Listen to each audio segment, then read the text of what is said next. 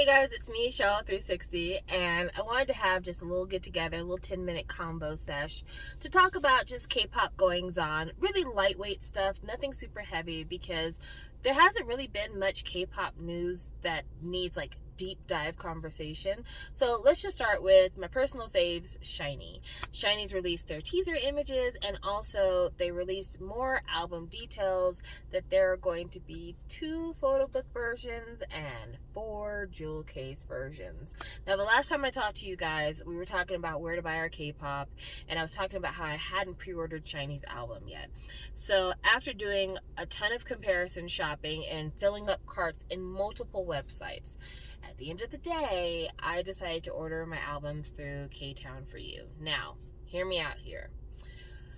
I looked at Music Plaza, I looked at Sub K, and I looked at a couple of other websites outside of K-Town for You. Like I looked at K-Pop Town, and I looked at G Market. That was the other one. I was like, it's not a typical one I normally use. After figuring out the album prices, including any discounts I might be eligible for, and shipping, I went with K-Town for You because for $5 more than I would have been able to spend at Sub K, I was going to get quicker shipping.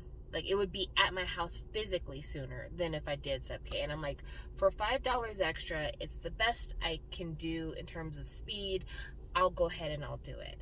But I was like, I'm kind of at an impasse because on the one hand, the shipping was the same cost as the CDs on the K-Town for You website. I want to say it was like $60 something for the CDs, like $69, something like that, upper 60s. The shipping was $72. Like, the shipping is the bulk of the expense there. But then for the American shops, the prices for the CDs, for the photo book versions, it was $21.95, and then for the jewel cases, it was $16.95. And so I was like, that either way, you're going to be paying for this inflated international shipping, and if it means I can get my albums a couple of days sooner, I'm willing to go for it this time around. But there's a couple other releases coming out that I'm like, I am going to wait. Shinee is a different story because it's Shinee, but for a lot of these other releases, I'm willing to wait. So one of the other sets of releases that I'm willing to wait for is Ateez's new comeback in March, Fever Part 2. Speaking of Ateez and other groups that are on Kingdom, Ikon also has a comeback in March, so good timing for them. They're getting a little bit more attention because of their involvement with Kingdom, which comes out in April. But also, Ateez is doing a number of fan signs, and I just want to reiterate this now for those of you who don't know. Being a group order manager is an art, and it is a talent.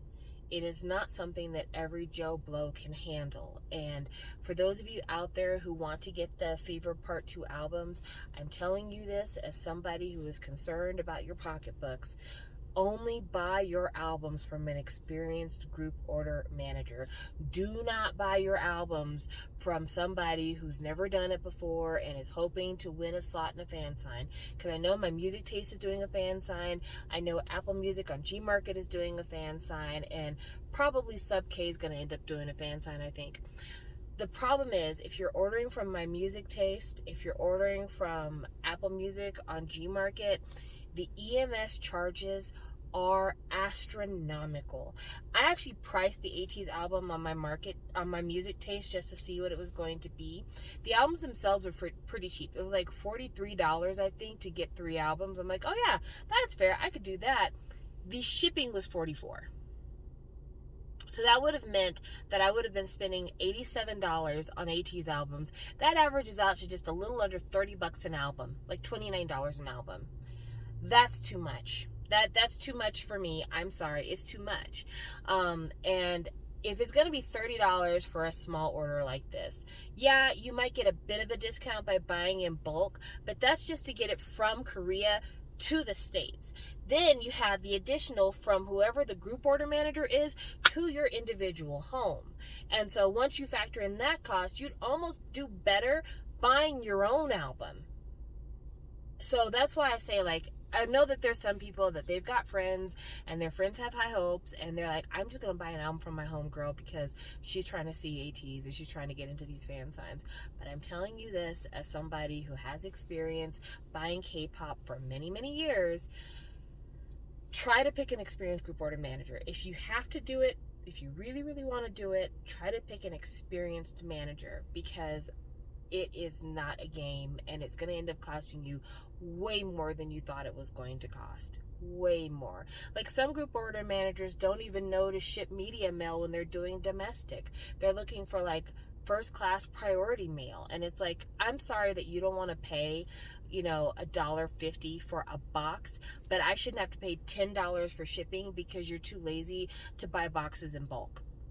And I might be talking about a couple of specific people when I say that. So that's another thing I wanted to talk about before anybody gets their heads in too deep on this thing. Next thing I want to talk about is just really brief. SM is wanted for tax evasion. Probably this is all stemming from SM's shell company that they have. You guys might remember this from about a year or so back. SM couldn't pay dividends to investors because all of their profits were going to this company that they pay for developing their artists and their artists' comebacks and their concepts and everything else. And this company is basically an Isuman shell company from the way it sounds. And so I wasn't surprised to hear that SM owes money to the tax man, because this has actually happened to Isuman before he actually left the country trying to evade these taxes. So it is what it is. Oh, let me sprinkle on allegedly, just in case I got my facts wrong. Next, I just briefly want to talk about Kpop Verzuz on Twitter. So on Twitter, there is this Kpop Verzuz that happens every Sunday, and me and my homegirls in the group chat have really been enjoying it. This past week, it was 4 Minute versus EXID. EXID mollywopped 4 Minute. But with that being said, the account on Twitter that normally does the Verzuz, like in terms of advertising that the Verzuz is coming up and telling people which songs are going against which songs and doing the poll to determine who the winner is, immediately after last Sunday's Verzuz, all of a sudden this person is like, and the admins for Verzuz called Suga and RM ugly, and they're really disrespectful in the Discord, and me and my ex-partner were having problems, and they told everybody about it and made me seem like the bad guy. And it is just like, why can't we have nice things? Why can't K-pop fans have nice things? Like, Verzuz was going so well. It was so drama-free. And this person who's running this account, like, first of all, they know for a fact that they threw out Suga and RM's names because armies are good at holding grudges against anybody who says anything disrespectful about BTS. So even if it's not true, they're going to hop on this anyway. And then that wasn't even the crux of their problem. That was just to get attention and to get people to try to be on their side. And then once they explained what their real problem was, this person, who we don't know their age, was dating a minor, and the minor accused them of abuse. And so they kicked the minor out of the Discord to protect them from the drama.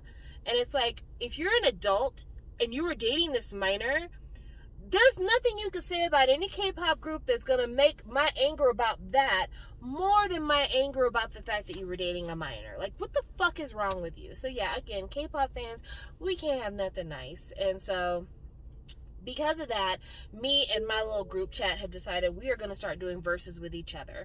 So the first Verzuz we're going to do is going to be SNSD versus 2NE1 and Shinee versus Infinite. Now, these were two Verzuz that the K-pop Verzuz had already done, but both myself and Alex felt like we could represent our respective bias groups better than the person who did the Verzuz. So that's why we're going to redo it. And I'm excited because I feel like I have a fighting chance, but also it's really hard because when you've been a fan of Shinee as long as I have, and when you listen to all of Shinee's music, it's like, I don't know how to pick 12 songs out of this catalog. And I mean, when I say this catalog, I'm talking everything Shinee Korea, everything Shinee Japan, everything Taemin Korea, everything Taemin Japan, everything Onu, Key, Minho, Jonghyun. Like,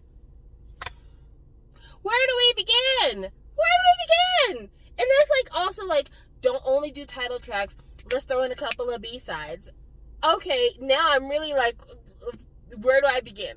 I don't know. So yeah, it's going to be a lot of fun. And lastly, I have a question for you guys, because I saw it on Twitter and I'm like, this is an amazing thing to ask so I can get your comments. Name a song from a favorite K-pop group or K-pop act that got paid dust on the Korean charts, but that is like a fan fave or your personal fave. I will start off the conversation. It wasn't until today that I was able to find out that Red Velvet's Automatic peaked at number 32 on the Korean charts. 32. That feels insane to me. Automatic is such a good song. And this is after Happiness peaked at number 5. What? Happiness charted higher than Automatic? It don't seem right. It don't seem right to me. So I thought I would hear your, like, as the person on Twitter put it, for the arts, not the charts song. So leave it in the comment section down below and we'll discuss. But anyway, thank you for joining me. I kept it just under 12 minutes, so I'm doing better on my time. And I'll talk with you guys later. Bye.